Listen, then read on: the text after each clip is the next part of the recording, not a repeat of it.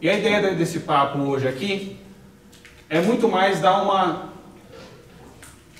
um olhar do conjunto da obra desses pensadores, deste pensamento determinado e as suas consequências no nosso dia a dia.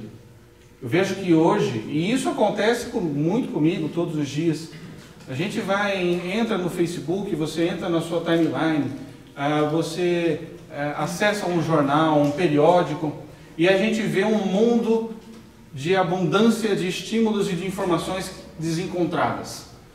É tudo muito fragmentado.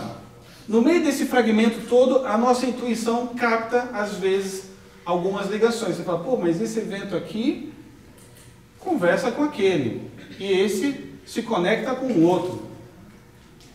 E esta fragmentação, eu não acredito que ela seja, de modo algum, algo do acaso. Ela faz parte de uma estrutura, de um pensamento, que a gente vai ver daqui a pouco, a sua origem. E ele, neste caos todo, ele também está organizado para atingir um determinado fim. Então, sem maiores delongas, falando aqui um pouco sobre essa origem desse pensamento que nos dias de hoje a gente chama de pensamento esquerdista. Então o ano é 1300, as universidades estão surgindo. As universidades, se por um lado elas foram uma grande invenção, e uma invenção completamente original, que nasceu na Europa cristã, ela também trouxe algum ônus para a história do homem. Ela fez com que o crescimento técnico ele encontrasse uma velocidade como nunca antes. Ao mesmo tempo, ele relativizou bastante o conceito da verdade. Até o surgimento das universidades, o conceito da verdade para as pessoas era algo mais ou menos claro. São Tomás de Aquino havia dito que a verdade era uma relação, era uma adequação entre o intelecto e o objeto. E a verdade, ela estava nesta relação entre o meu intelecto e aquilo que eu enxergo. Então a verdade não está nem somente nos objetos, nem somente dentro de mim, mas ele começa nos objetos e ele termina na minha consciência. Esse era o conceito de verdade. E é interessante notar que os escolásticos e todos os estudantes daquele período, eles faziam aquela devoção pela causa da verdade, não para terem um emprego melhor, não para serem reconhecidos como tal, mas por uma vocação de vida. Para os gregos, na época de Sócrates, de Platão, de Aristóteles, a meta da filosofia e da educação era elevar a mente humana até as suas máximas possibilidades. Quando chega na época da escolástica, entra um degrau a mais nessa meta da educação e da filosofia, que era, além de elevar a mente humana ao máximo das suas possibilidades, mas também adicionava a meta de se contemplar a verdade. E a contemplação é uma experiência pessoal que você tem com o mundo à sua volta, com os objetos. Quando chega às universidades, o padrão de verdade começa a decair. Por quê? Porque aparece essa figura do diploma. Nenhum escolástico, São Tomás de Aquino não tinha um pedaço de papel dizendo que ele era um grande doutor, nem Hugo de São Vítor, nem Bernardo de Claraval e nem Santo Agostinho. Ninguém precisou de um pedaço de papel. Eles simplesmente conheciam muito, e estudavam muito e devotavam a sua vida porque entendiam que aquilo era a sua vocação. Com as universidades surge o diploma. O diploma, na verdade, ele era uma autorização para que um docente de filosofia pudesse ensinar em qualquer parte do mundo. Então, foi a primeira carteirada da história. Se chegava, eu vou falar aqui, mas eu tenho esse papel, eu posso falar. O fato é que, com a disseminação dos diplomas, você começou a ter um sério problema de autoridade. Peraí, tem um monte de gente diplomado aqui, e um está falando uma coisa, o outro está falando outra, e já não se preocupava Já não existia uma preocupação como dos escolásticos de pegar todo o conhecimento e você unificar num único edifício. Agora você começa a ter algumas verdades mais individualizadas, se a gente pode dizer dessa maneira. E em 1500, a gente tem um período onde o conhecimento técnico ele se desgarra muito do conhecimento filosófico e intelectual. É a época das navegações, é a época onde a gente vai ter as descobertas ópticas com Galileu, a gente teve um pouco tempo atrás a descoberta do heliocentrismo com Copérnico, a gente vai ter, enfim, um momento aonde o resultado técnico, e que vinha muito também pelas universidades, ele começa a ofuscar a mente daquelas pessoas, e elas começam a achar que realmente o conhecimento técnico ele era o único conhecimento necessário para se conhecer a realidade e para se descrever a realidade. E isso foi muito acentuado com Newton. Newton, eu não vou poder entrar muito profundamente em cada um desses autores, porque a gente não vence aqui, mas Newton, ele fazia parte dessa corrente que nasceu um pouco com Descartes, de que a ideia dele é de que por trás do mundo, do universo, existia como que uma mecânica. Existiam leis que se pareciam um pouco com aquelas máquinas que estavam sendo inventadas pelo homem, e que uma vez que nós descobríssemos as leis internas desses movimentos, nós poderíamos não só sermos capazes de entender o mundo à nossa volta, mas até de alguma maneira de assumir o controle dessas leis, das leis do universo. E aí surge a ideia do mecanicismo newtoniano.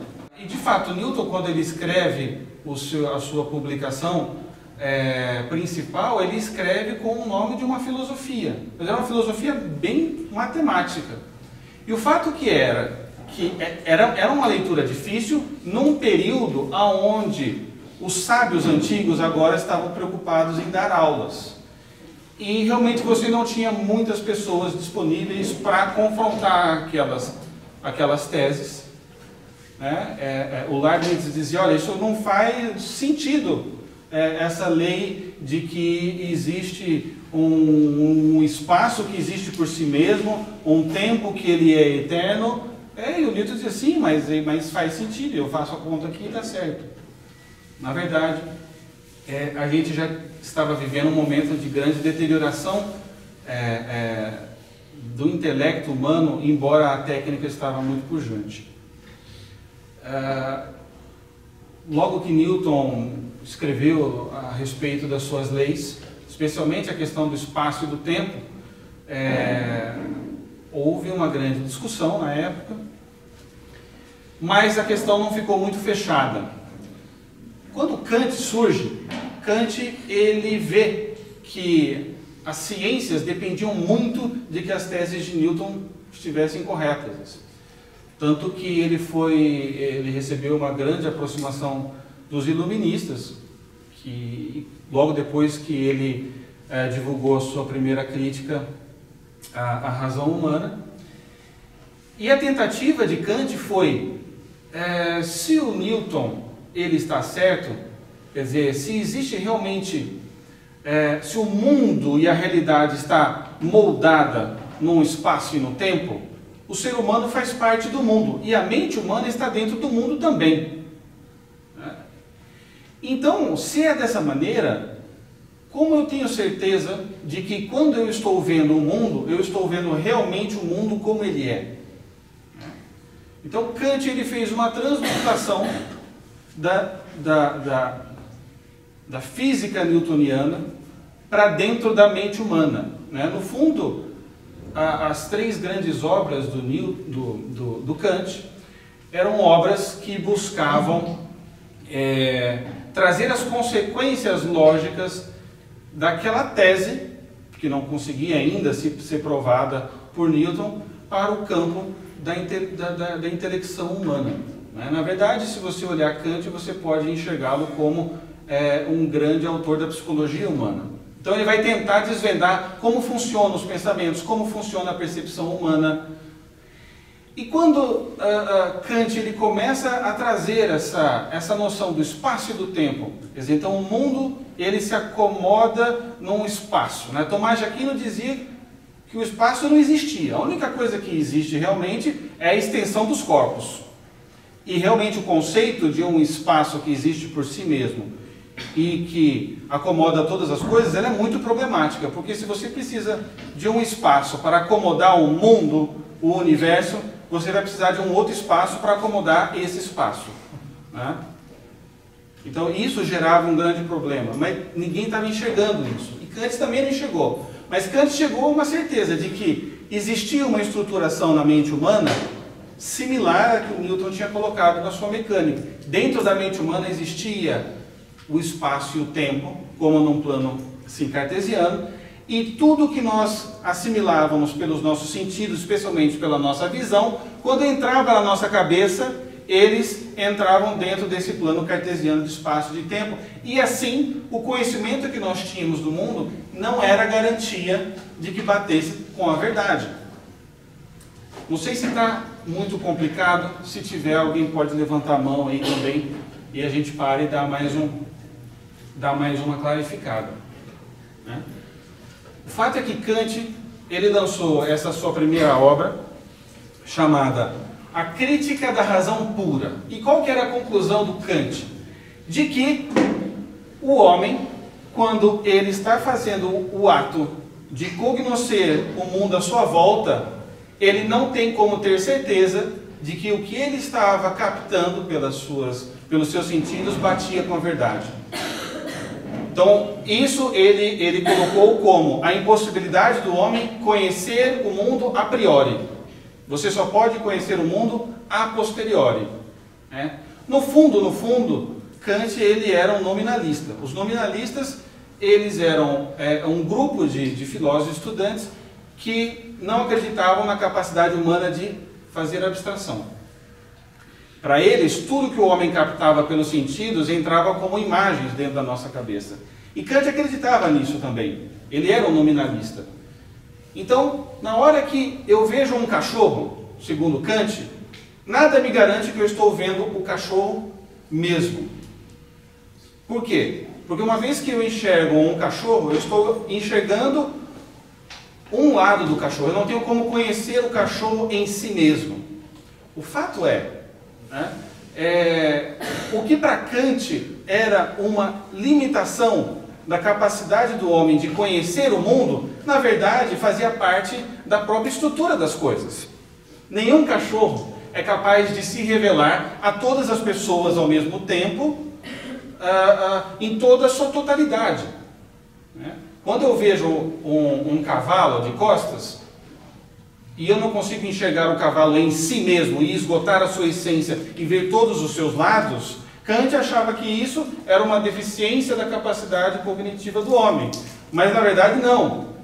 Isso é uma própria característica do mundo. Aquele cavalo não consegue se mostrar inteiramente em si mesmo, né?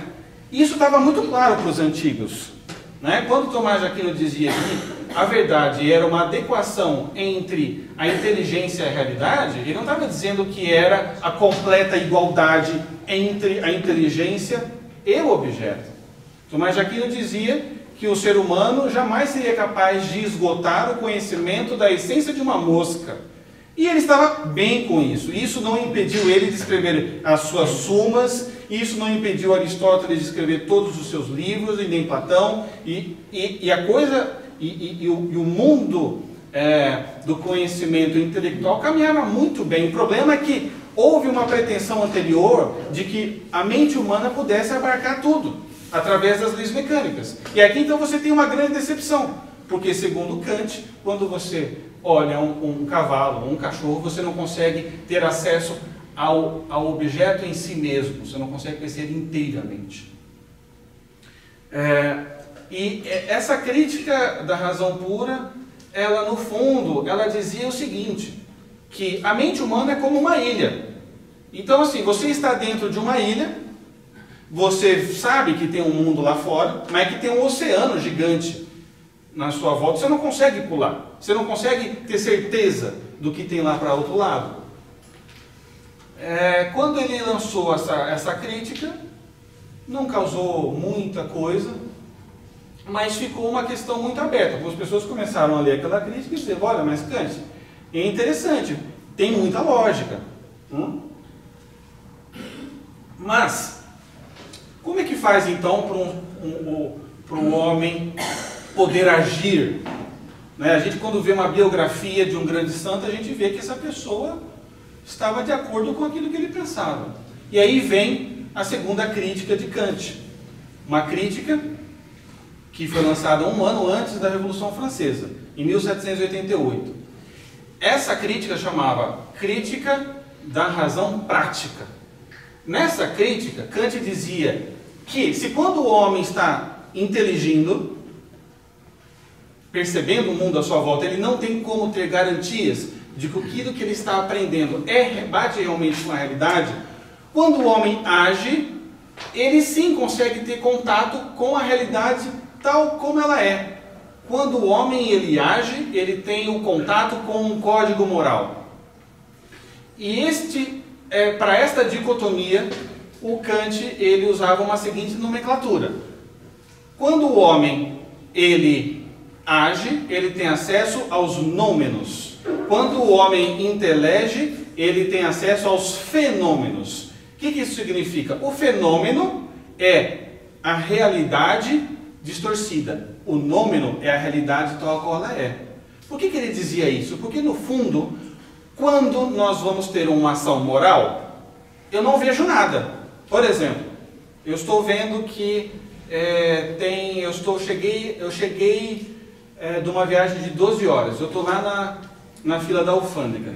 E aí tem uma velhinha na minha frente que está muito devagar. Ela vai abaixar para pegar a bolsa, aí você fica, passo ela ou não passo?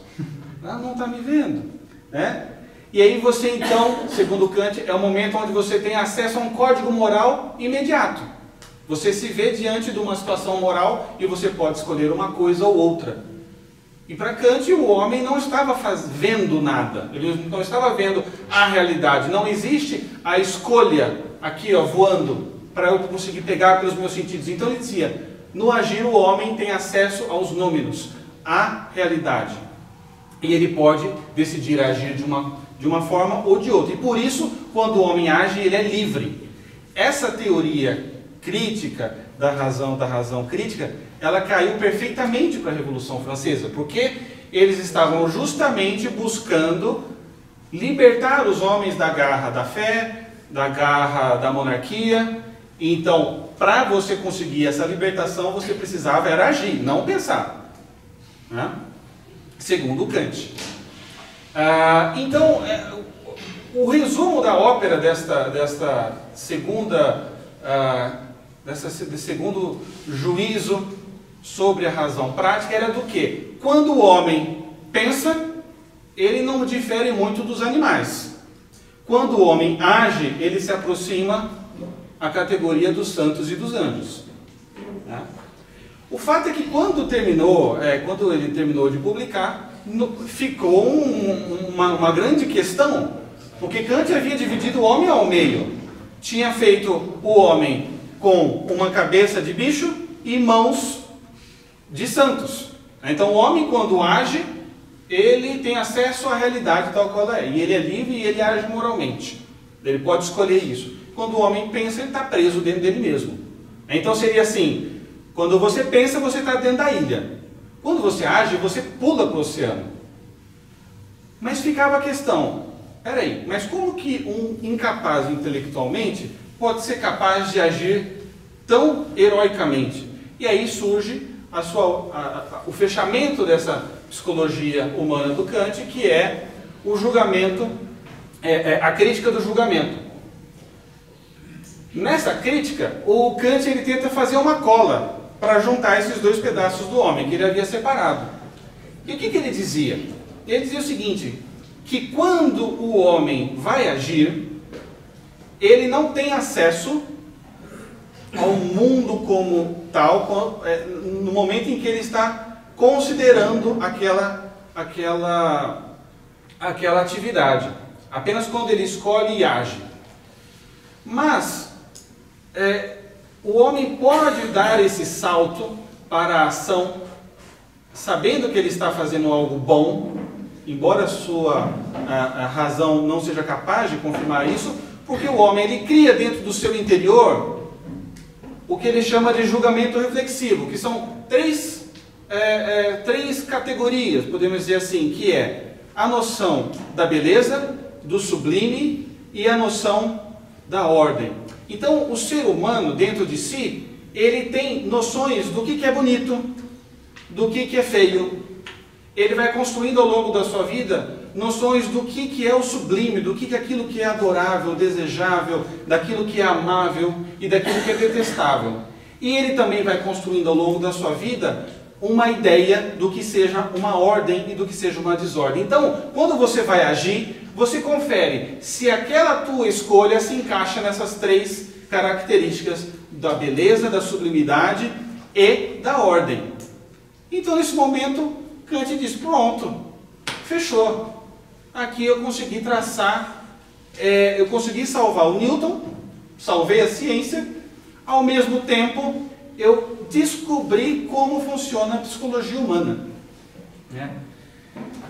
Só que os discípulos de Kant, isso tudo aqui se chama o idealismo filosófico alemão.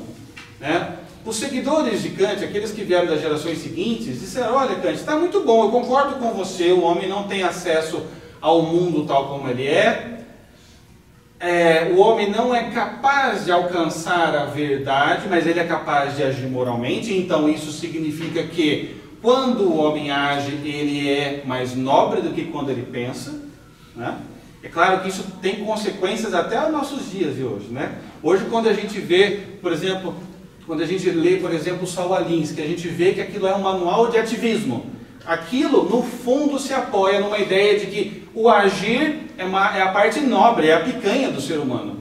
É a parte premium do ser humano. E o inteligir é uma coisa um pouco perdida em si mesmo. E não só em Saul Alinsky, mas em muitas outras áreas. Logo depois de Kant, a gente vê o idealismo alemão seguindo as premissas e os pressupostos dados por Kant, como Fichte e Schelling. Eles vão desenvolver essa ideia, e a gente não vai entrar neles, porque não daria tempo aqui. O meu cronômetro ele é implacável. Mas o fato é que, algumas décadas depois, surge na Prússia um filósofo chamado Hegel. Quem já ouviu falar de Hegel aqui? Só para eu saber. Uau, é a vantagem de ser o último palestrante, Todo mundo sabe tudo. Ótimo. Hegel, ele fica desolado com aquela herança da filosofia do idealismo alemão. Porque ele concorda com Kant de que o homem, pela sua limitação cognitiva, não consegue ter acesso à verdade. Nesse momento, dá muito claro para Hegel que o conceito de verdade, ele é a igualdade entre a minha inteligência e o objeto, a igualdade. Mas Hegel ele via essa dificuldade entre a minha inteligência e essa garrafa de água Bonafonte, muito gostosa, refrescante, existe o meu conhecimento. O meu conhecimento é como o filtro do ar-condicionado do meu carro. Então, assim, entre eu e o ar gelado tem um filtro. Então, esse filtro, ele distorce o ar gelado. O meu conhecimento, ele age de uma maneira parecida, segundo esse idealismo alemão. Quando eu vejo essa garrafa Bonafonte, na verdade, eu estou vendo o conhecimento da garrafa Bonafonte, não a garrafa Bonafonte em si.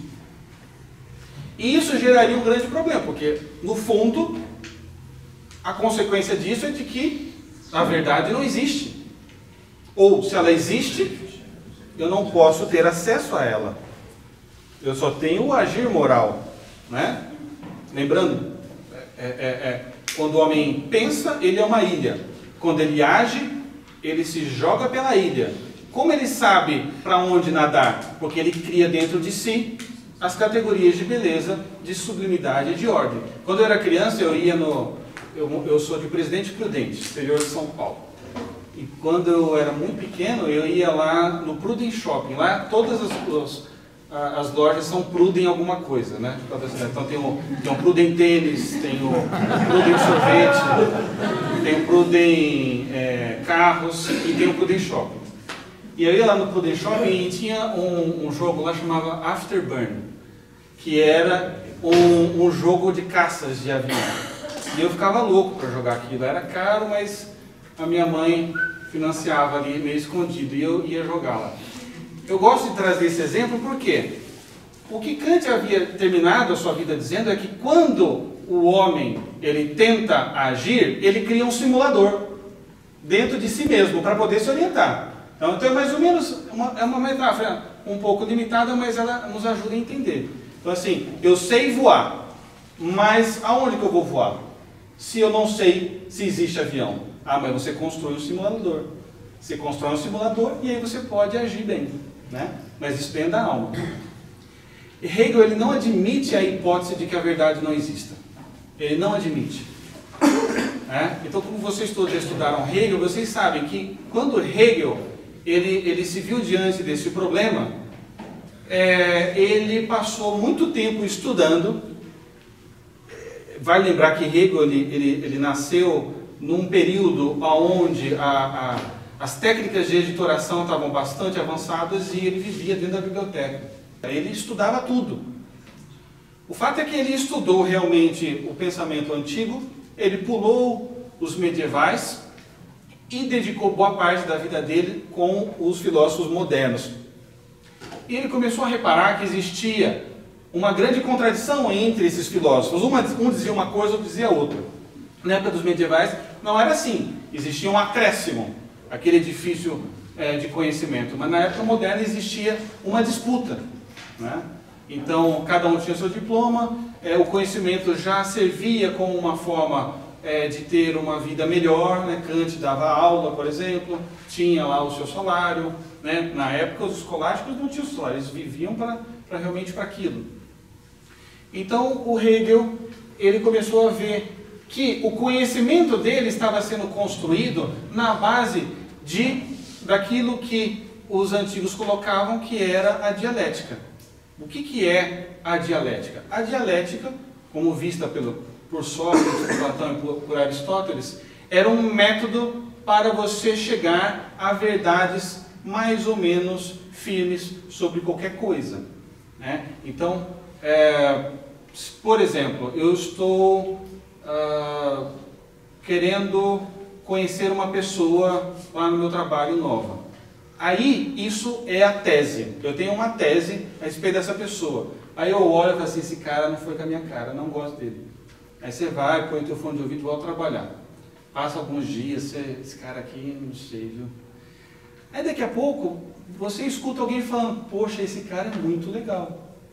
Aí você para e você se depara com uma antítese, que é o quê? Que é o contrário daquela tua primeira ideia. Aí, talvez esse cara seja legal mesmo. E aí você um dia vai lá no café, e aí você tromba com ele, e você fala, opa, tudo bom, tá frio, tá calor, onde você estava trabalhando antes mesmo? Legal, não sei o quê. A coisa entrosa. Então você chega numa síntese, e aí você vê que não era nem aquela tua tese, nem a tua síntese. Na verdade, tem um pouco dos dois. Esse cara é meio chato mesmo, mas ele não é mau, vai. Não vou julgá-lo, né? Então, para os antigos, esta era uma forma mais ou menos segura de você ter certeza sobre a realidade. Você cria uma tese, a maneira de você verificar se essa tese procede é você fazer um contrário dela, que é a antítese, e depois desta confrontação surge uma síntese. E Hegel começou a ter um insight. Poxa, o meu conhecimento, ele também caminha dessa maneira. E quando eu vejo os filósofos modernos, eu vejo que Kant é a sua tese, aí chega Fichte, que é a antítese, aí chega o Schelling, que é a sua síntese, e eu estou aprendendo desta maneira. Então, o Hegel ele chega à seguinte conclusão. Não, a verdade ela existe, mas ela é um processo que está ocorrendo na história. Mas isso não eliminava o problema do filtro do conhecimento que eu acabei de falar. Então, Hegel ele dá um salto, ele diz, bom, a verdade existe porque eu estou encontrando a verdade, mas qual que é a maneira da verdade existir se existe um filtro na minha cabeça?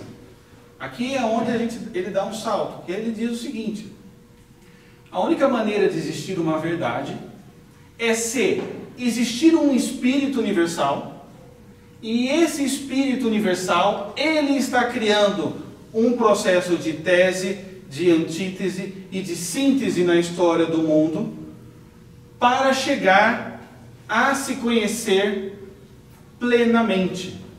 Né? Então, é uma ideia muito doida no primeiro momento, mas ela tem muito lógica, porque Hegel ele vê que a única maneira da verdade existir é ser, bom, agora ela não existe, mas talvez no futuro ela exista. E ela será o resultado final de um processo de dialética. Uma dialética que se move pela história. Então ele cria essa teoria, ele cria essa espécie de Deus panteísta, mas que não tem nada de divino, mas é uma espécie de Deus panteísta que está em todas as coisas, que é o Espírito Universal, e ele criou o mundo, e nós, e todas as coisas, como a sua antítese, como uma maneira dele ter uma confrontação entre si mesmo e a sua antítese e chegar à síntese da verdade. Né?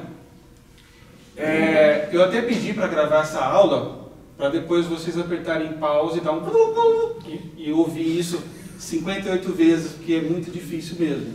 Né? Mas Hegel levou isso muito a sério, porque ele viveu um processo de descoberta do conhecimento através da dialética.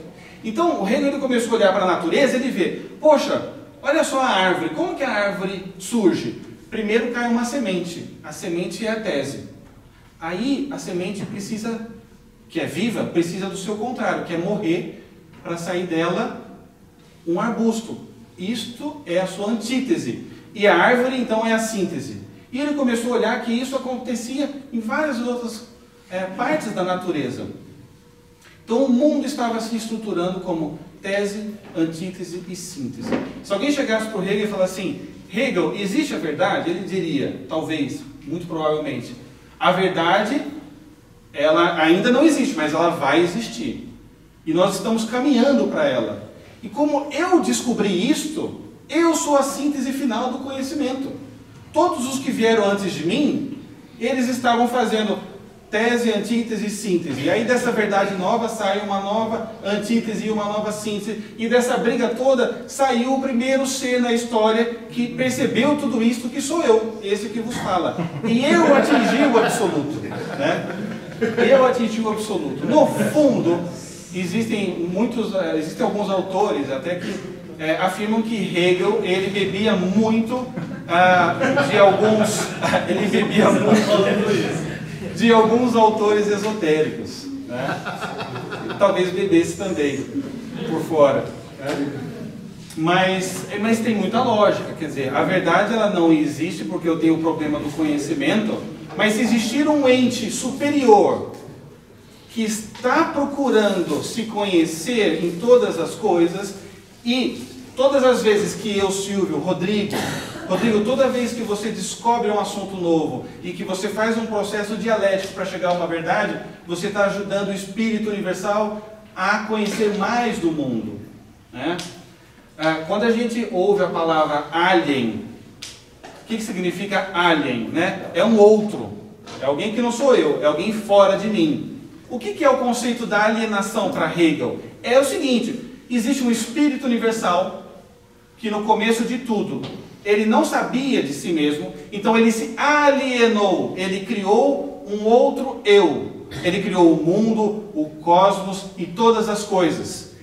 E desta alienação, ele está buscando se reconhecer neste ente que ele pensa que está fora dele, mas na verdade é ele mesmo. E quando ele se reincorpora, ele atinge um grau muito alto de consciência. Este outro não é outro, sou eu estou consciente disso. Então, não existirá diferença entre a inteligência do Espírito Universal e todas as coisas, porque todas as coisas fazem parte dele mesmo. né? Então aqui foi quando Hegel conseguiu matar a charada.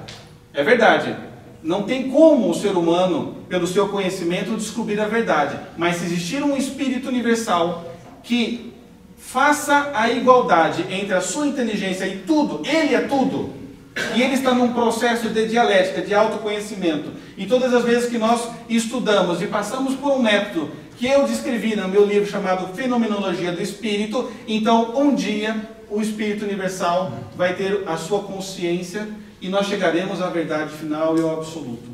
Esta era uma teoria muito complicada, mas muito sofisticada. Ninguém pode dizer o Hegel de que ele tinha preguiça.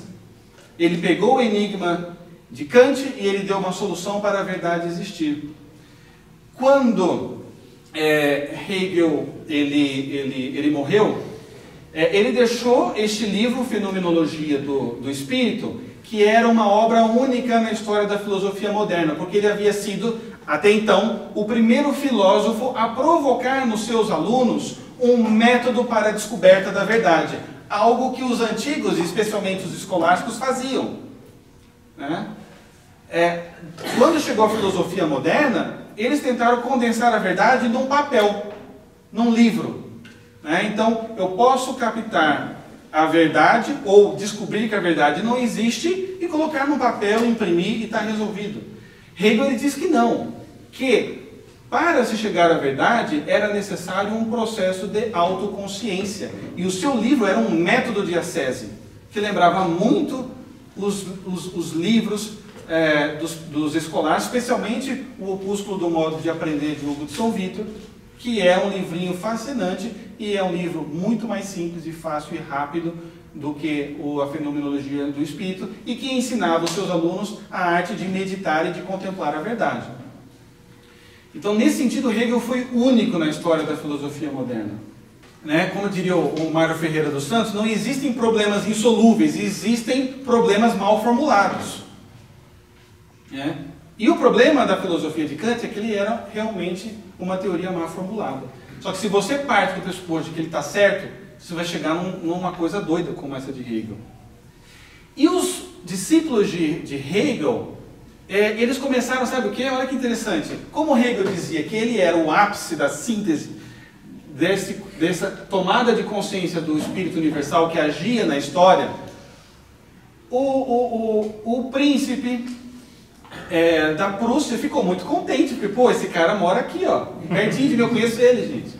Olha aqui, ó, tirar uma selfie aqui, ó, Hegel, cara, e, ó, da Prússia, gente, tá, brotherzão. Então é o seguinte, ó, se o Hegel, ele tá aqui na minha região, significa que também as minhas instituições são o suprassumo do intelecto do Espírito Universal, né? Não é à toa que o ensino compulsório nasceu ali, né? Porque existia uma certeza muito grande de que eles tinham, eles estavam no ápice do intelecto da história humana. Então vamos tratar de exportar todas as nossas instituições. E os alunos de Hegel começaram a receber financiamento estatal, uma espécie de lei Rouanet da época, né, para aprofundar a tese do Hegel em favor ali da Prússia. Acontece que os hegelianos eles se dividiram em duas facções. Uma facção de direita, que dizia que a história estava acabando ali mesmo, aquela era a síntese final, e existia aqueles que seguiam um dos furos da tese de Hegel, que dizia o seguinte: não, gente, ó, Hegel falou aquilo, mas ele é a síntese, mas depois da síntese pode vir uma nova antítese. Então, eles eram os hegelianos de esquerda, e os hegelianos de esquerda começaram a criticar tudo em sua volta, inclusive aquela monarquia, as instituições da Prússia, começaram a fazer oposição política a tudo.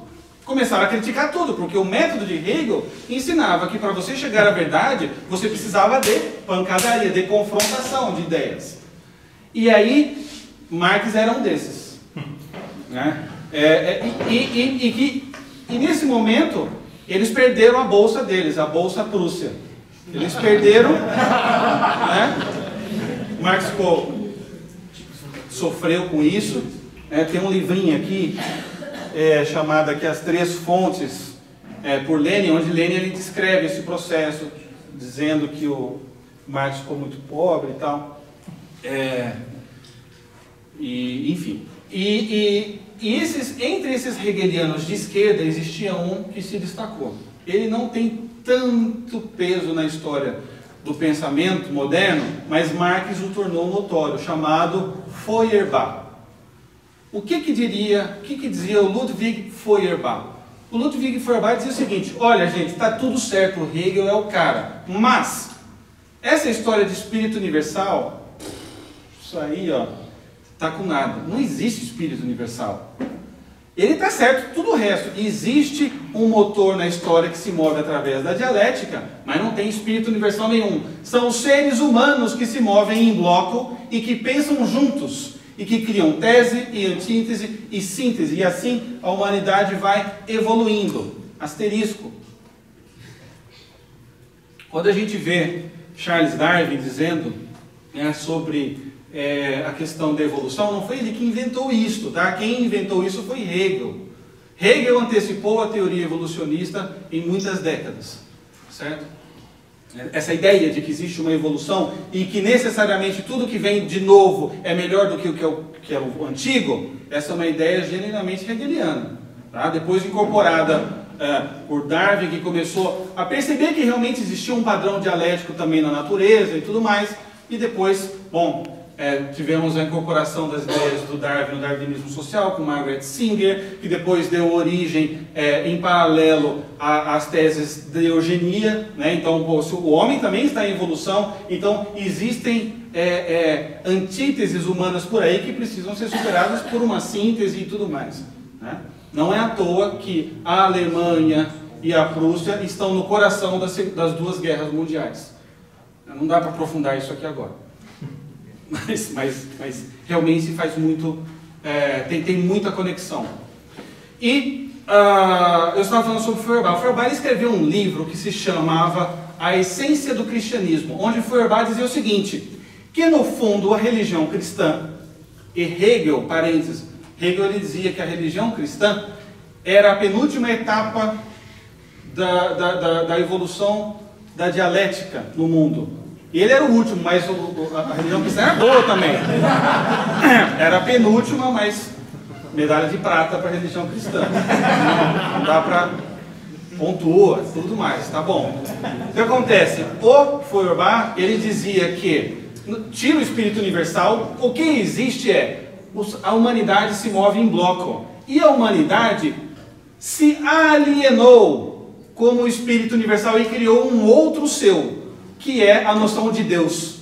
E nessa noção de Deus, o homem projetou todas os seus anseios de pureza, de misericórdia, de bondade. Ele criou um ser que personificava tudo aquilo que o homem queria ser, mas não conseguia.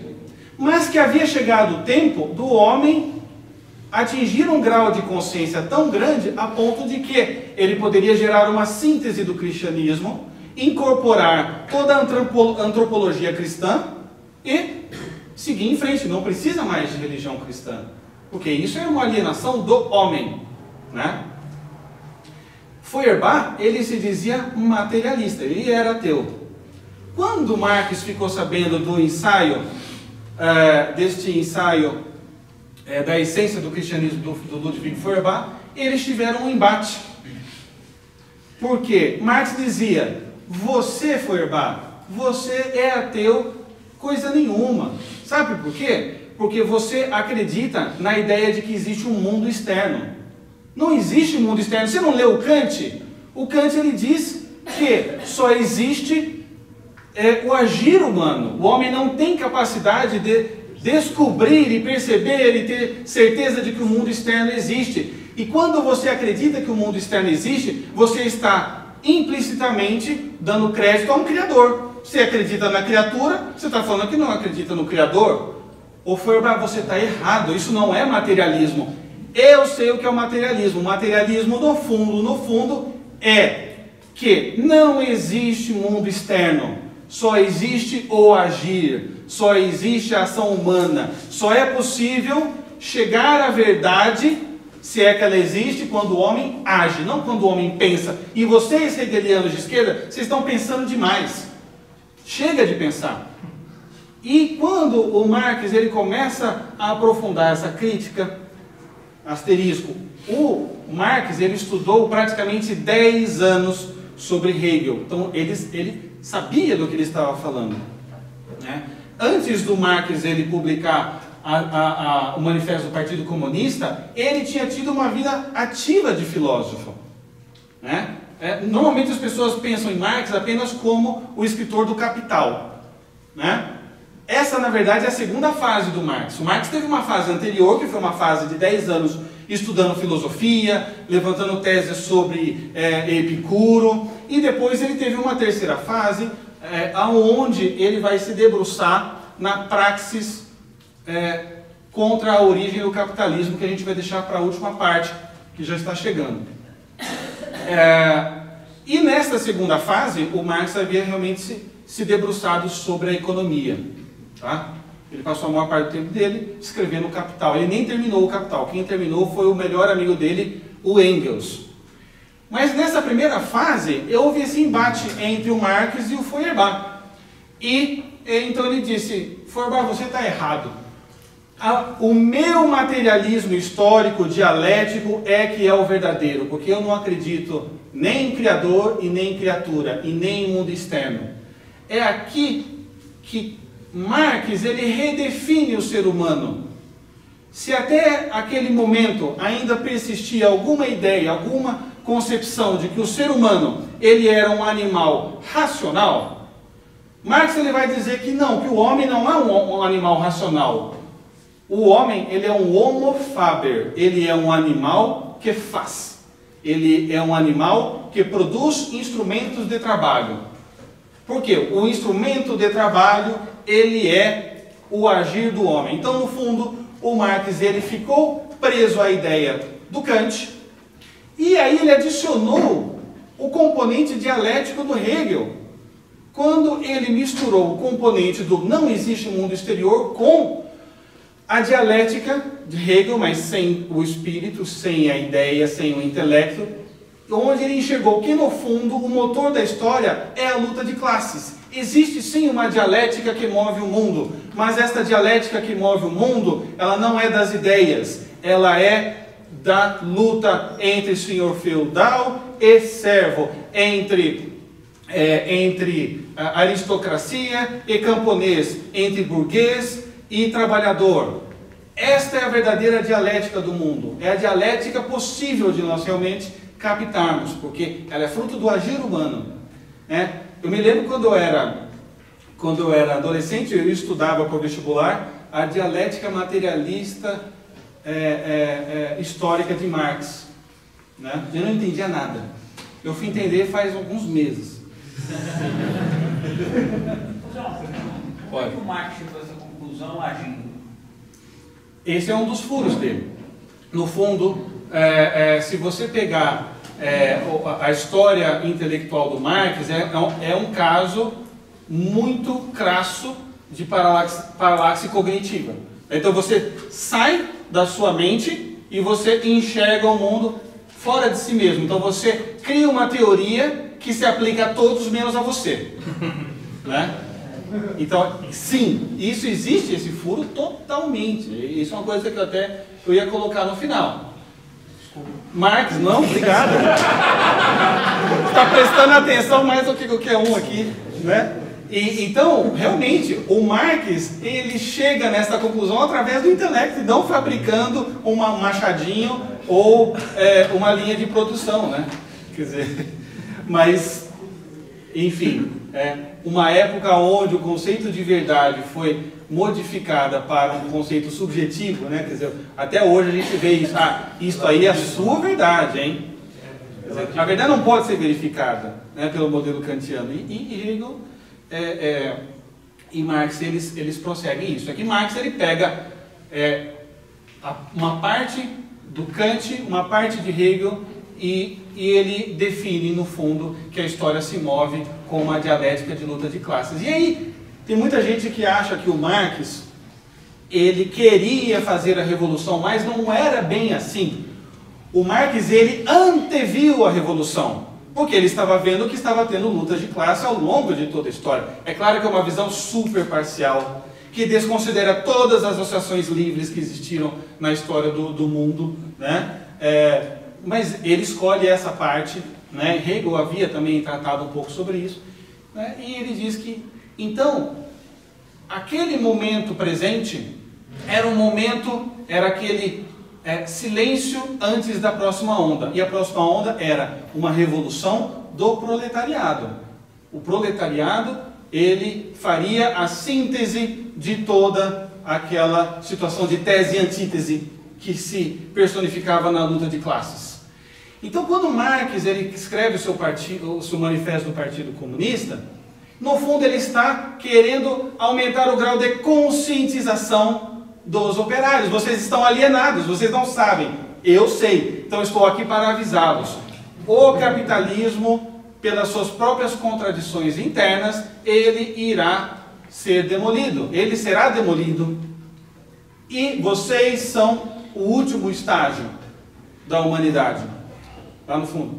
Eu nunca vi nenhum comunista de verdade defendendo o capitalismo ao máximo para que ele possa encontrar suas próprias contradições e se elogie.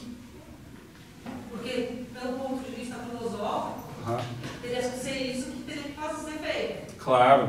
Deixar o capitalismo ao máximo para que pelas contradições dele acabasse. Isso. Não, mas são muitos os que pensam assim. E a gente já vai chegar nisso agora, né? Logo depois que Marx ele morre, ele deixa algumas obras inacabadas, que serão concluídas pelo Engels. E o fato foi que, naquele momento, logo após a morte do Marx, o marxismo ele se dividiu basicamente em duas correntes.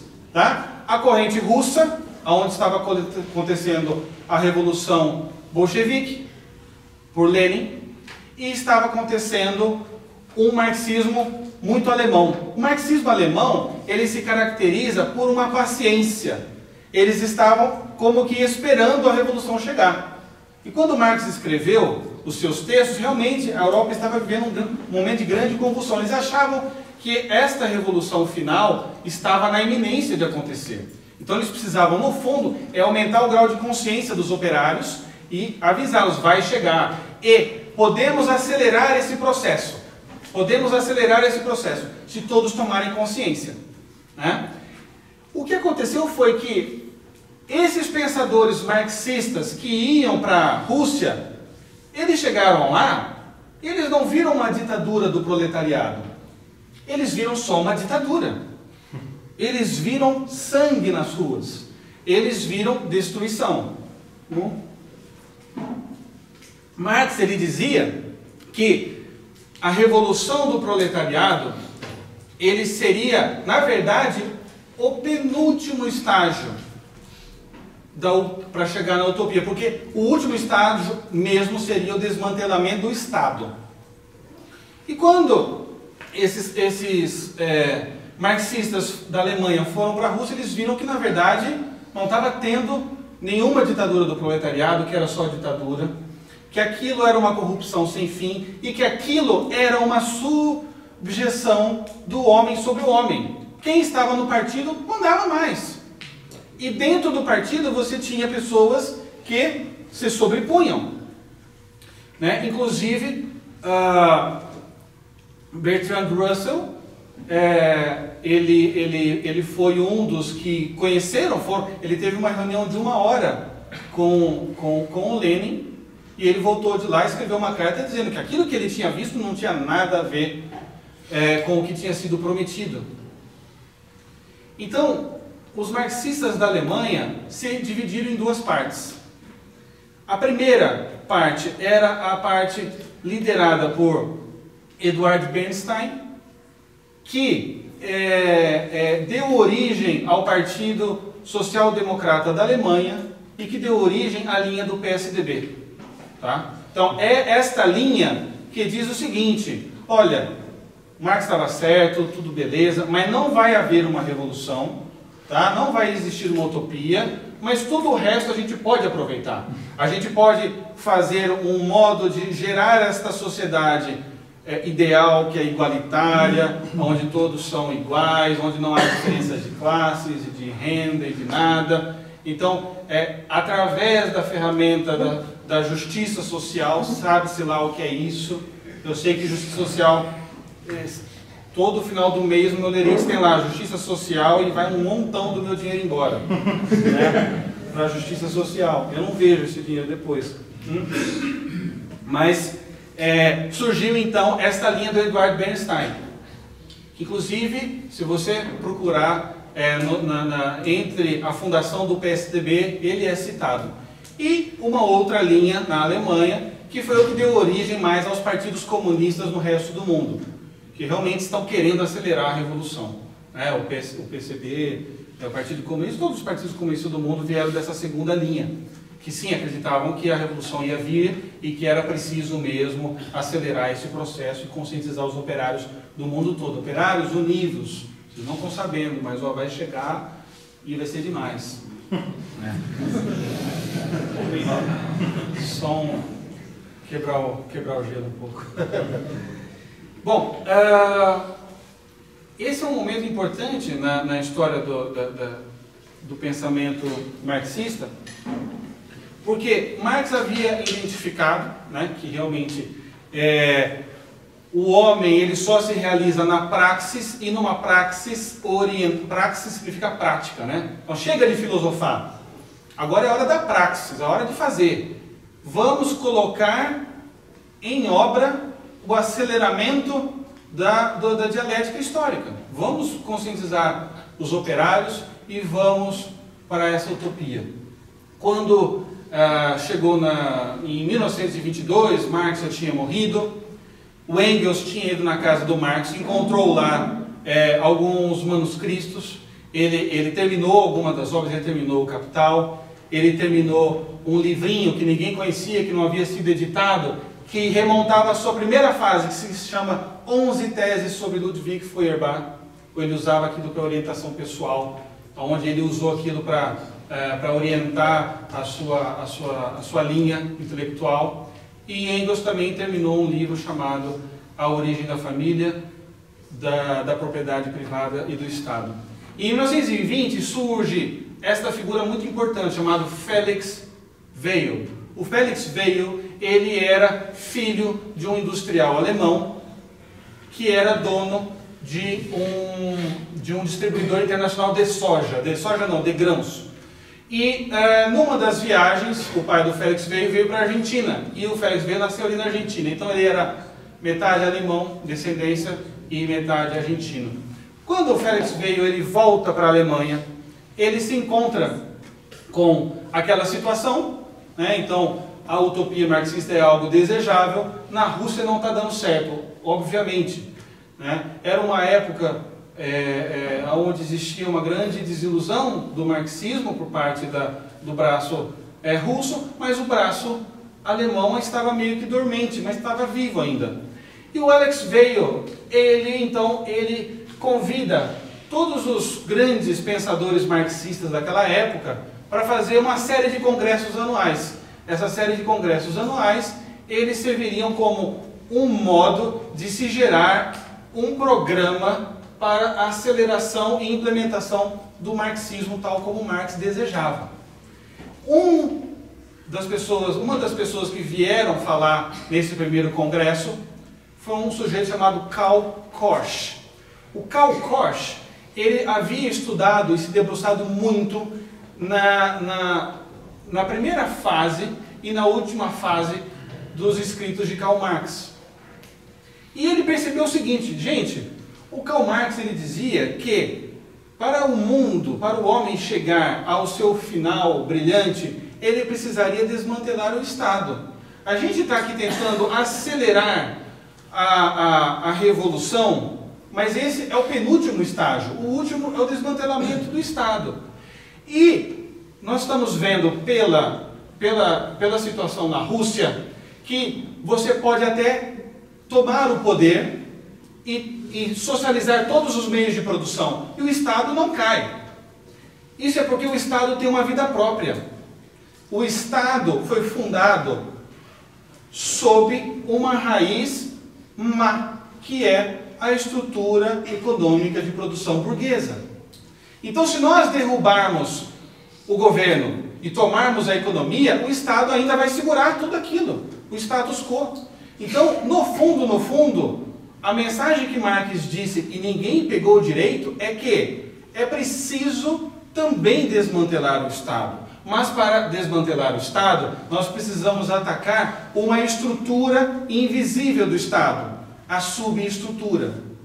É uma estrutura que a gente não vê, mas que dá sustentação ao Estado e à produção burguesa dos meios de produção. Né? Então, o Karl Korsch, ele joga a luz para um campo que ainda ninguém tinha percebido muito, que não estava tanto mais na organização de sindicatos, da formação de grupos de revolucionários operários, mas num programa de atividade voltado para um campo mais amplo do que só a das linhas de montagem de fábrica. Porque eu posso tomar a fábrica, mas ainda vai sobrar o direito, vai sobrar a filosofia, vai sobrar as instituições universitárias, vai sobrar as artes, vai sobrar um mundo ainda. Então nós temos que trabalhar também neste campo. Quando o Felix veio e escutou isso, ele ficou assim, embasbacado. Ele disse, pronto, não precisa de mais nenhum congresso. O que esse sujeito falou é isso mesmo que nós temos que fazer. Então é o seguinte, quando a gente começa, né? E desta reunião surgiu a ideia, então, de se fazer um grupo de estudos para se aprofundar as ideias do Karl Korsch. E foi aí a fundação do Instituto de Pesquisas Sociológicas de Frankfurt, que depois foi conveniada à Universidade de Frankfurt e depois foi apelidada de a Escola de Frankfurt. O Felix veio, ele tinha algum dinheiro, ele não era nenhum Bill Gates, mas ele fez um aporte inicial. Ele calculou o seguinte, então o professor, ele tem 12 salários por ano. Então, eu vou dar um aporte que é o correspondente a 60 anos de aula de um professor e vocês montam esse instituto. Com esse dinheiro, eles contrataram os primeiros professores, montaram uma biblioteca gigantesca sobre estudos marxistas e sociológicos e se iniciou a Escola de Frankfurt. Nesse primeiro momento, a Escola de Frankfurt tinha um problema, porque a maior parte dos seus professores, eles não tinham diplomações e titularizações que o governo exigia. Então, muitos estudavam enquanto davam aula, né? E então houve uma primeira fase onde o diretor da Escola de Frankfurt, ele era um bom marxista, mas ele acreditava mais na linha da espera, vamos esperar, né? Ele não acreditava tanto no programa do Karl Korsch. Quando esse professor ele se aposentou, entrou esse sujeito chamado Max Horkheimer. Quem que era Max Horkheimer? Era um amigo do Karl Korsch e que dividia todas as ideias do Karl Korsch, de que sim, nós precisamos mesmo atacar o Estado. A gente vai chegando na última parte da nossa conversa, eu peço que vocês assim deem esse último respiro, realmente para captar essas ideias, porque elas são muito importantes. O Max Horkheimer, ele começou a se debruçar sobre o problema do Karl Korsch, de que existia uma subestrutura abaixo, invisível, operando no sistema burguês, e de que, no fundo, este Estado, que era o Estado que precisava ser desmantelado, ele se erguia dessa subestrutura. E ele chegou a uma conclusão de que o Estado, ele se mantinha de pé, porque por baixo do Estado existia uma cultura que foi construída ao longo dos séculos e dos milênios sobre um modo de pensar burguês, capitalista.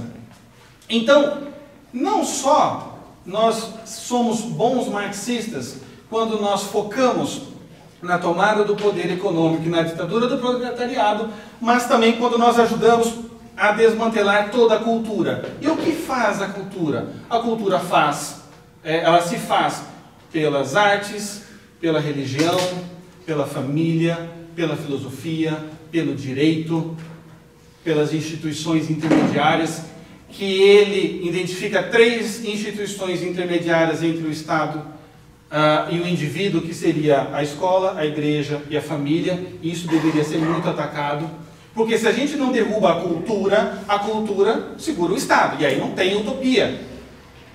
E o Horkheim, ele começou a estudar, mas como que nós podemos desenvolver um trabalho para a destruição da cultura? Através da famigerada teoria crítica. Hoje tem muita escola que diz assim, olha, aqui na minha escola a gente ajuda os alunos a pensarem, a gente ensina eles a pensarem. Ah, é? Mas como? Através da teoria crítica. A gente ensina eles que eles têm que criticar tudo. Exercer o pensamento. Isso, você tem que exercer o pensamento crítico. Então, você exercendo o pensamento crítico, meu amigo, você está obedecendo o Mark Horkheimer sem saber. Porque ele é o inventor da teoria crítica. Ele escreveu um livro chamado Teoria Tradicional e Teoria Crítica, onde ele diz que todas as teorias tradicionais, baseadas no intelecto e no antigo modo de pensar burguês, que para ele era tipo tudo que eu não concordo, né? Tudo isso era ideologia, porque era uma invenção, o homem não tem acesso à realidade, isso é uma ideologia. Só que se nós começarmos a questionar as pessoas a respeito de suas culturas, esta cultura dissolve como gelo debaixo do sol. A cultura não subsiste à crítica, segundo Max Horkheimer. E Max Horkheimer vai mais a fundo. E ele tenta ver qual a melhor maneira de exercer a teoria crítica, né? Ele começa a enxergar que, no fundo, o que segura o Estado é a cultura. O que segura a cultura são todas as instituições, todo o legado antigo, e por baixo disso tudo existia o que ele chamava de autoridade. O Horkheimer, ele dizia que a autoridade era a interiorização da violência estatal, que não dava liberdade para que pessoas discordassem dos meios de produção capitalista. Então, o autoritarismo era, em última análise, o que impedia a dissolução da cultura, né? Então ele vai escrever um livro chamado Autoridade e Família. Este é um livro que precisa ser traduzido para o português e feito uma análise crítica em cima dela, aos modos que o Horkheimer ensinou. Não existe ainda, né? Mas esse é um livro que ele praticamente é a pedra fundamental do programa da Escola de Frankfurt. Qual? Autoridade e Família. Não, sim, mas não tem em português. Vocês vão achar em inglês. Authority and Family. Exatamente isso. Tem em espanhol também, que é mais fácil. Tá? E no livro Autoridade e Família, o Horkheimer, ele começa a olhar para uma coisa curiosa. Ele percebeu que na história da humanidade, todas as vezes que o homem buscava escapar de uma autoridade, ele caía numa autoridade ainda maior. Então ele falou assim, olha, na Reforma Protestante, as pessoas queriam, Martinho Lutero queria se livrar da autoridade do Papa. Então eles fizeram a Revolução Protestante. Mas aí eles caíram numa autoridade ainda pior, porque agora eles caíram na autoridade direta de Deus. Eles não podem mais falar que é culpa do Papa. Agora é eles e Deus direto. Mas aí, quando aqueles protestantes, eles começaram a fugir da autoridade deles, caíram numa autoridade ainda pior, que era a autoridade dos empresários. Agora eles têm que trabalhar 17 horas por dia, 7 dias por semana. Quando eles eram católicos, nos estados papais, qualquer pessoa que tinha fome e não tinha casa, podia plantar e fazer uma horta no estado papal, e ele sobrevivia. Agora, ele não tem mais nada. Se ele não trabalha e não produz, ele morre de fome. Então ele começou a perceber que toda vez que o homem buscava fugir de uma autoridade, ele caía numa autoridade pior, e ele tinha saudade da anterior. Aqui é interessante notar que ele não coloca o seguinte, mas aí quando o proletariado buscou fugir do autoritarismo do empresário, ele caiu nas mãos do Lenin. Isso ele não fala. Isso ele não fala. Ele para ali, tá? Então, mas ele percebeu que tinha esse padrão, que funcionava ali para aqueles exemplos. Então ele falou, a raiz que segura a cultura está na autoridade. Mas da onde vem a autoridade? E aqui é onde ele chega no âmago da autoridade, no DNA da autoridade. Né? Então assim, ele viu que tem um corpo que se chama Estado. Aí ele passou o bisturi e viu que lá tinha uns órgãos, que era a cultura. Aí ele pegou o microscópio e foi dentro do sangue. Ele achou o DNA da cultura, que era o autoritarismo, que faz as pessoas acordarem de manhã e pensar assim, bom, hoje eu tenho que trabalhar. Eu não queria trabalhar, mas o trabalho dignifica o homem, então eu vou trabalhar. Para o Horkheimer, isto é a atividade da cultura e do autoritarismo, que no fundo era uma violência do Estado burguês interiorizado em forma de valores, de religião. Né? Então, para o Horkheimer, quando surgiu a primeira divisão de trabalho e começou a divisão do mundo em classes, esta cultura, para se manter no poder, foi criando valores, foi criando estruturas, uma religião que incentiva as pessoas a trabalharem, para se dignificarem, e foi modelando a maneira como as pessoas pensam. Então, como o Estado não pode descer o cacetete em todo mundo e obrigar elas para irem para as fábricas, porque o Estado não tem como abarcar esse tanto de violência, ele cria um terrorismo psicológico nessas outras instituições, que fazem parte da cultura. E o autoritarismo, ele reside em todas elas. Mas da onde vem o autoritarismo? E aí quando o Horkheimer ele diz, o autoritarismo ele vem da família monogâmica e indissolúvel entre homem e mulher e seus filhos. Eu trouxe aqui umas citações do Autoridade e Família que eu traduzi para ajudar a gente a discorrer essa última etapa, porque ela é uma etapa bastante importante para a nossa conversa. Então ele diz o seguinte, embora, por exemplo, a consciência moral, o senso e a concepção do dever se tenham desenvolvido em ligação muito estreita com a coação e a necessidade dos mais diversos tipos, e devam mesmo ser interpretadas em larga medida como força interiorizada, como a lei exterior incorporada à própria alma, elas, no entanto, representam, afinal, na estrutura psíquica dos indivíduos, forças específicas com bases nas quais eles não só se submetem ao existente, mas também, em certas circunstâncias, se opõem a ele. Então ele está dizendo o seguinte, que a cultura cria certos valores, certas estruturas psíquicas que obrigam as pessoas a se submeterem ao sistema vigente. E ele é tão sofisticado que às vezes ele permite que alguns se oponham, inclusive ao sistema, para dar uma aparência de legitimidade. Então ele diz assim, suas esferas, portanto os hábitos, costumes, arte, religião e filosofia, em seu entrelaçamento, sempre constituem fatores dinâmicos na conservação ou ruptura de uma determinada estrutura social. A própria cultura é, a cada momento isolado, um conjunto de forças na alternação das culturas. Né? Então aqui ele está dizendo que os hábitos, os costumes, a arte, a religião e a filosofia, entrelaçados, eles constituem fatores de conservação dinâmica. Então eles vão mudando, mas é uma mudança que engana as pessoas e faz que elas fiquem sempre dentro daquele quadrado ali e impeçam elas de se revoltarem contra o sistema. Né? E aí ele diz o seguinte, aqui é onde ele dá o salto para a família.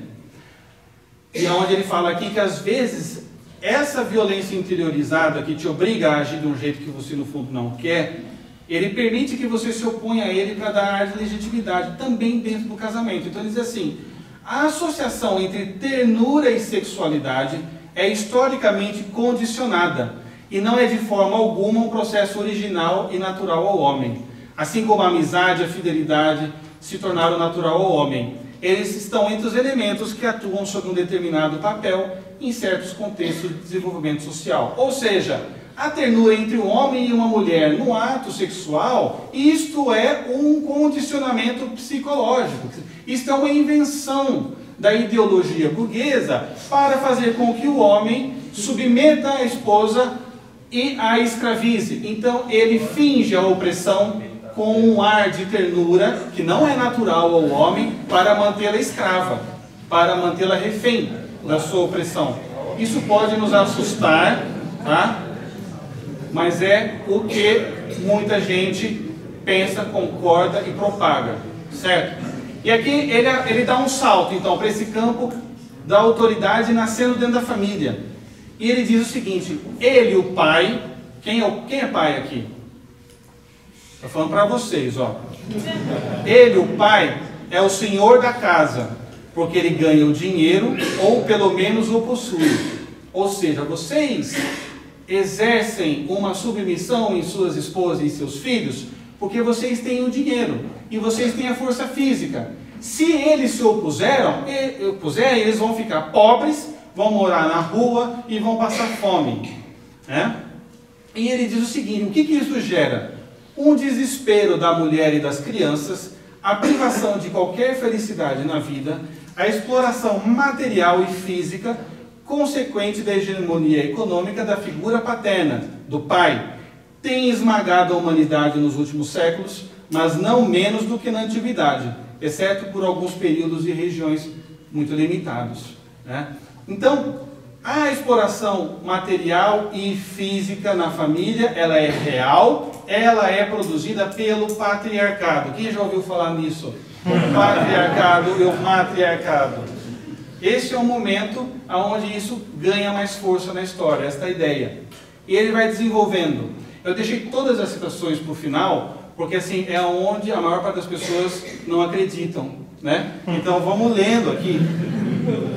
E ele diz assim, ó: o mundo espiritual em que a criança cresce em consequência de tamanha dependência, bem como a forma como ele imagina as pessoas do mundo real, seus sonhos e desejos, suas ideias e julgamentos, são todos dominados pelo pensamento do poder de dominação do homem sobre o homem, de comando e obediência. Então assim, a criança, quando ela nasce, e ela vê que ela nasceu numa casa que tem uma mãe que é ótima e um pai que detém o dinheiro e a força física, e exige obediência, e às vezes a mulher está em complô contra a criança e exige: ó, obedece seu pai, moleque, né?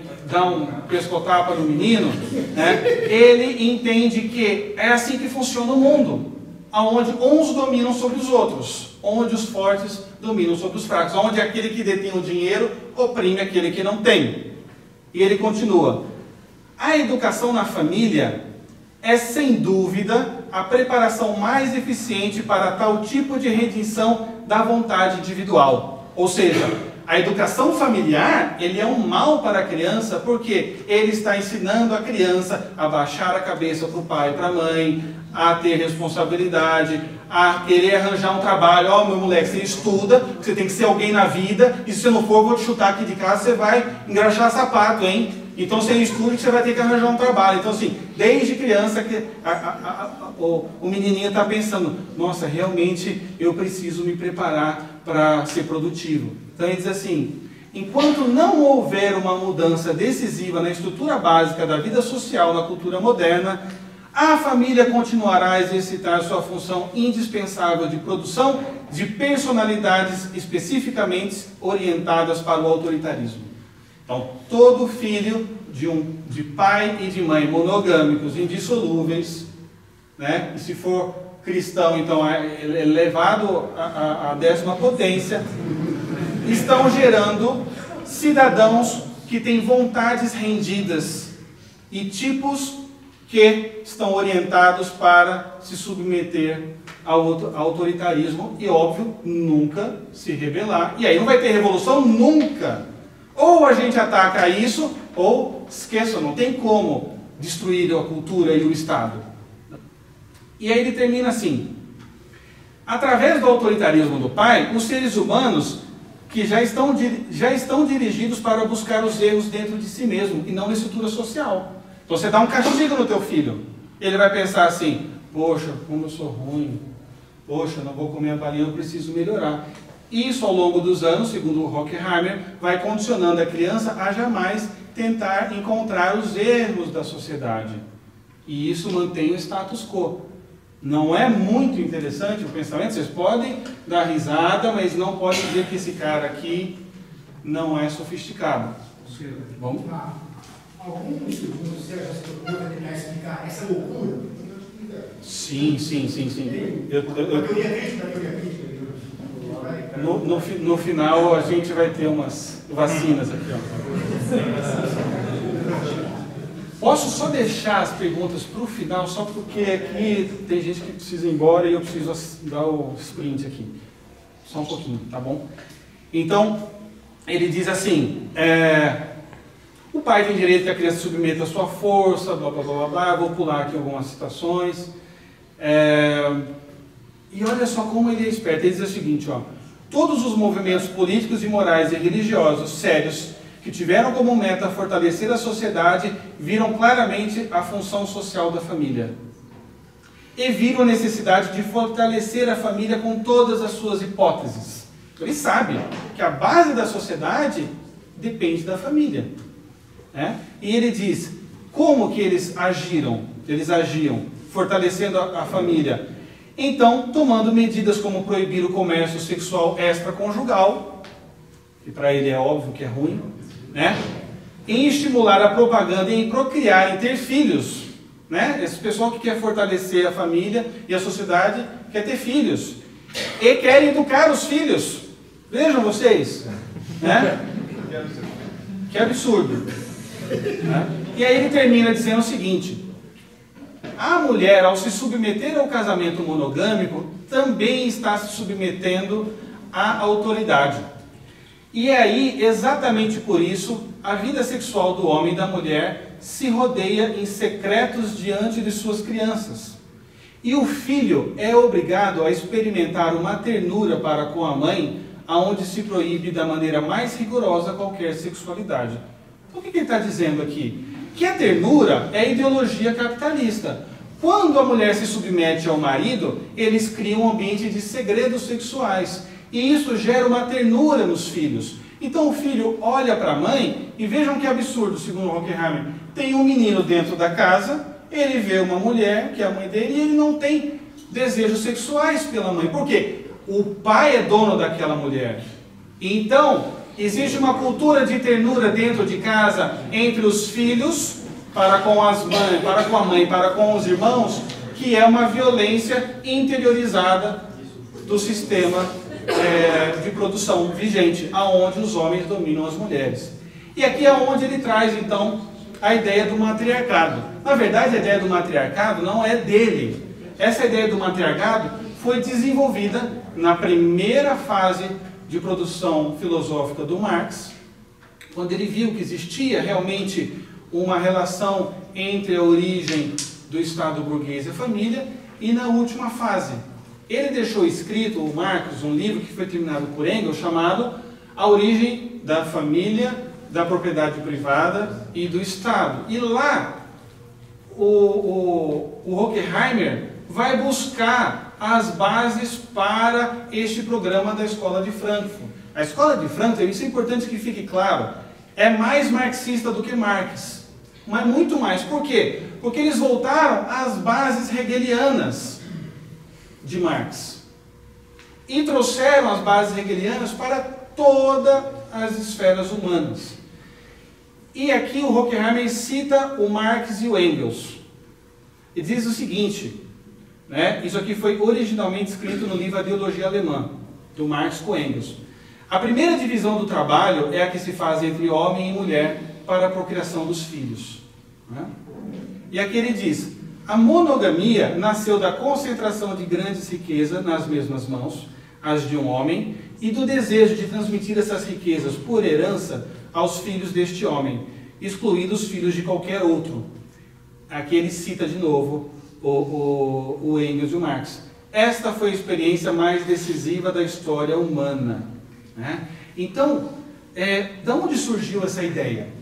O Marx, no fim da vida dele, ele já tinha intuído lá na primeira fase da vida dele que existia alguma conexão entre sociedade burguesa e a família fundada no casamento entre homem e mulher e seus filhos.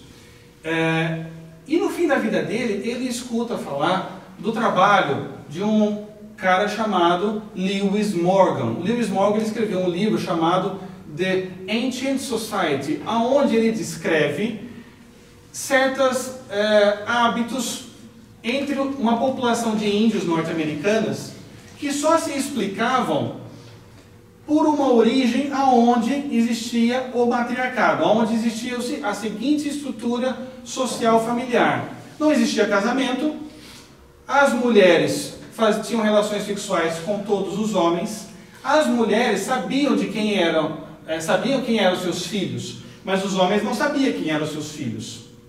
Conforme o tempo foi passando e a agricultura foi se desenvolvendo, os homens saíam para trabalhar na agricultura e começaram então a armazenar grandes riquezas da agricultura.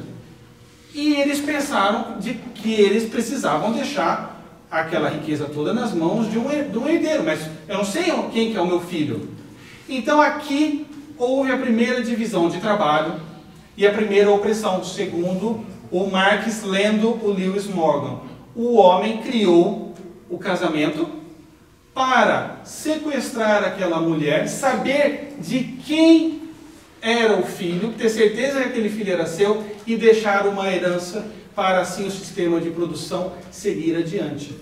Tá? Gente, isso é só uma ideia de um escritor norte-americano. Esta ideia dele, não existem relatos antropológicos sérios que tragam evidências de que houve sequer algum dia na história humana onde existiu tal sociedade.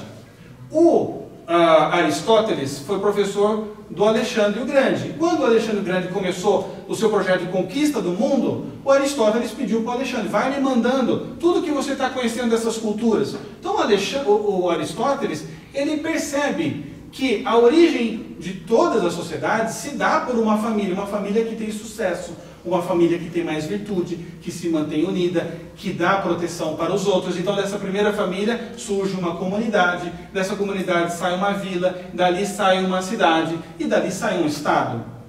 Isso sempre foi a ideia comum a respeito, né? Mas o Morgan, ele traz essa hipótese. O Morgan nem traz uma prova, assim, olha, eu vi que era assim. Era uma tese que fazia sentido para aqueles cacoetes daqueles índios norte-americanos. E o Marx, quando lê isso, ele fala: eu sabia, eu estava certo, a minha intuição estava correta. Houve um momento da humanidade que não tinha divisão de classes sociais, em que não existia divisão de trabalho, em que não existia opressão, né? E essa era a fase matriarcal. E o Max Horkheimer resgata e dá luz a este pensamento, né? Dizendo que realmente essa foi a experiência mais decisiva da história humana. E aqui ele diz, terminando: ela, a mãe e a irmã, nesse sistema, têm direito a sentimentos puros. Existe uma separação forçada pela mãe e muito mais pelo pai. Na medida em que a mulher se dobra sob a lei da família patriarcal, aumenta o autoritarismo. Ou seja, o autoritarismo, ele cresce toda vez que uma família se fortalece, toda vez que a família se afasta do modelo matriarcal, o autoritarismo, toda vez que ele se afasta, o autoritarismo cresce. Toda vez que ele se aproxima, o autoritarismo desaparece, né? Então, o Horkheimer, ele não traça assim, um programa do que fazer, mas ele identificou o DNA do problema todo, segundo toda essa lógica, né? Os discípulos e seguidores da Escola de Frankfurt são aqueles que vão desenvolver essas ideias. O Foucault, o Sartre, o Alterman e muitos outros, né? Isso foi mais ou menos 1930. Em 1950 começam as primeiras teorias dos direitos reprodutivos e da mulher, na maneira como a gente vê hoje, né? Toda a ideia da emancipação feminina, de que ela tem que sair de casa mesmo, de que as crianças precisam ser educadas cada vez mais cedo, em tempo integral, compulsoriamente, querendo o pai ou não, né? Todas as ideias a respeito, por exemplo, a gente vê que o divórcio, ele foi implementado no Ocidente, não foi assim, com grandes disparidades, a coisa foi mais ou menos uniforme, mais ou menos junto. Então, todo este fomento, ele é um fruto direto da Escola de Frankfurt e desse texto da autoridade da família. Tá? O que é muito curioso é que o último parágrafo desse livro do Horkheimer, para a gente já encerrar, se refere justamente ao tema da educação. Da educação que a gente está enfrentando hoje, né? Do ensino ideologizado. O que ele diz? Na medida em que o capitalismo vai entrando em crise, cada vez menos a família poderá desempenhar o seu papel autoritário. Então está dizendo o seguinte, né? Pouco a pouco a família vai começar a se fragmentar. E ela não vai conseguir mais desempenhar o seu papel autoritário sobre as crianças. É isso que ele está dizendo. Como consequência, torna-se necessário, quer dizer, isso precisa acontecer, que o Estado cada vez mais assuma papéis no lugar da família. O Estado tem que assumir os filhos e assumir os papéis da família. O Estado tem que procurar produzir uma educação mais autoritária, é isso que ele está dizendo, ou pelo menos diminuir o papel que antes cabia à família e à igreja. Né? Então, o Platão, já vou encerrar e a gente já pergunta. O Platão, uma vez ele escreveu um texto dizendo assim, se perguntando, se existisse uma sociedade incorruptível onde fosse governado pelos sábios, seria possível alguma maneira de corromper essa sociedade? Porque se você for pagar uma propina, eles são sábios, eles amam a sabedoria, eles não querem dinheiro. Como é que se faz? E o Platão ele dá a receita. Ele diz o seguinte, sim, é possível destruir uma sociedade dessa por uma leve alteração na educação. Então, a gente vê que no final das contas, hoje, após essa fase de grandes políticas, e o esquerdismo mundial adotou todas essas políticas de desintegração familiar, eu não estou dizendo aqui que quem se divorcia é mal, é errado, vai para o inferno, eu não estou fazendo nenhum julgamento de valor, esse é o programa deles, tá? Então, na medida em que este programa foi sendo adotado pelas esquerdas do mundo todo, seguidores da Escola de Frankfurt, a gente vê, ao mesmo tempo, um assédio cada vez maior do Estado a respeito da educação das crianças. Então, hoje, se vocês me perguntarem, Silvio, o que você diz então? Você está aí falando da esquerda, então você está dizendo que é para ser da direita, é para ser da dos conservadores aí, desses caras aí que estão defendendo as coisas, tudo que existe de ruim no mundo, né? Eu vou dizer, não é isso. Você não tem que ser de direita ou conservador para desempenhar um papel fundamental diante desse cenário. A Madre Teresa de Calcutá ela dizia uma frase, isso que essas grandes mentes, esses grandes santos, eles são geniais, porque a Madre Teresa de Calcutá, ela resumiu 1h40 que vocês estão sentados aqui numa frase, ela diz assim, quer a paz mundial, vá para casa e ame a família, né? Eu podia ter falado isso e já tinha ido embora faz tempo já. Mas é verdade, né? Hoje um papel fundamental de luta contra todo esse esquema é realmente a valorização da família. Então assim, você está de saco cheio da sua mulher, eu vou engolir esse saco, eu vou falar que ela é linda, eu vou comprar essa rosa aqui no semáforo, eu ajudo esse cara, já é uma distribuição de renda, e ela vai ficar super feliz. Eu não vou me divorciar, eu não vou fazer o jogo que eles querem. E quer saber mais? Eu vou educar os meus filhos. E quer saber mais? Eu vou chegar mais cedo. Ou melhor, eu vou ter um trabalho que paga um pouquinho menos para eu ter mais flexibilidade no meu dia a dia e ficar com os meus filhos. E eu vou educá-los junto com minha esposa. O paradigma da família anterior, da família cristã, ela é muito superior a qualquer tipo de ideologia política. Né? Então, quando São Paulo ele diz lá, marido, amem suas esposas como Cristo amou a igreja, este é o programa da família. Então, marido, se você está pensando em oprimir a sua esposa, ame a sua esposa como Cristo amou a igreja. Cristo nunca xingou a igreja, nunca jogou água nela, nunca gritou para assistir futebol, nunca Cristo nunca chegou para a igreja e falou assim, não, hoje eu não vou escutar você, que o trânsito estava complicado, né? Então, assim, nós temos um programa, sim, contra tudo isso, que é o fortalecimento da nossa própria família. E depois das famílias circundantes, e depois da educação. Então, por isso esse projeto também da escola sem partido é fundamental, porque hoje tem muitas famílias que dependem do Estado para educar os seus filhos. Então nós não podemos permitir que o Estado faça levagem cerebral e ideológica e que ensine o meu filho a teoria crítica num processo que na verdade gera Walking Deads, né, zumbis. Porque quando você expõe uma criança durante 10, 15, 20 anos ao sistema da teoria crítica, ele fica realmente um zumbizinho. Porque você fala que isso é verdade, depois você fala que aquilo não é verdade, depois você fala que aquilo é verdade, depois você fala que aquilo não é verdade. E você ensina ele a criticar tudo. Então, você tem que criticar tudo. Critica o político, critica a família, a igreja, critica tudo, tudo, tudo. E se você critica tudo, é porque realmente não existe nada defensável. Então os seres humanos ficam muito facilmente manipuláveis. Então, hoje, o papel de atuação de todas as pessoas de bem é o do fortalecimento da família, porque a gente vê as estatísticas do desmantelamento da família, e elas não estão gerando um mundo melhor, elas estão gerando crianças que não conhecem a sua origem, perdidas nas drogas, completamente desorientadas, que acabam na violência. Não tem nada de brilhante e de síntese histórica nisso, certo? Por isso é importante, eu comecei dizendo aqui, o papel da filosofia, como dizia Pindaro, é lembrar o homem, é tirar o zoom. Se você ficar no quadrado do racionalismo kantiano, você vai cair nisso, não existe verdade, não existe nada.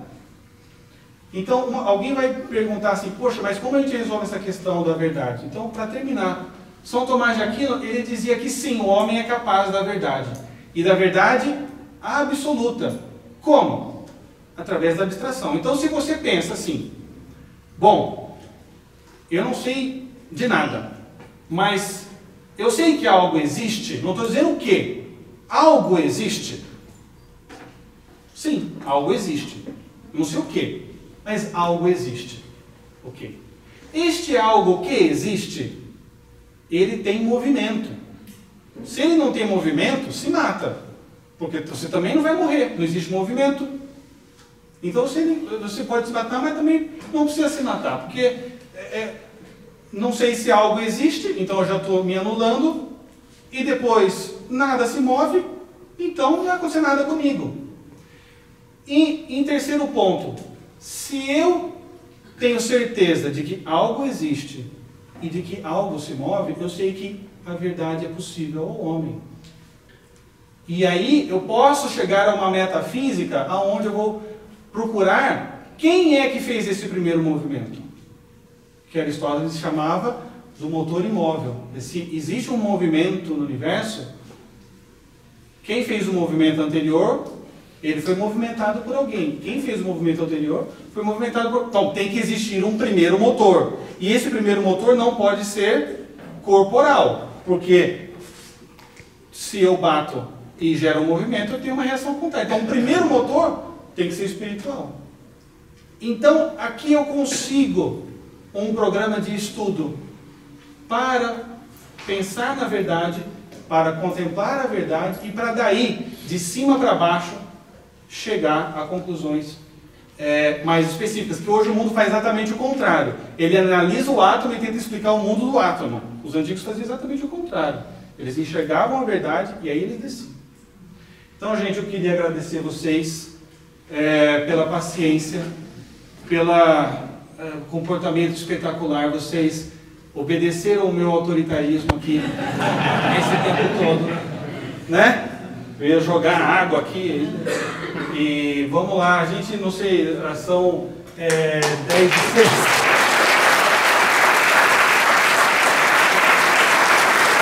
Obrigado.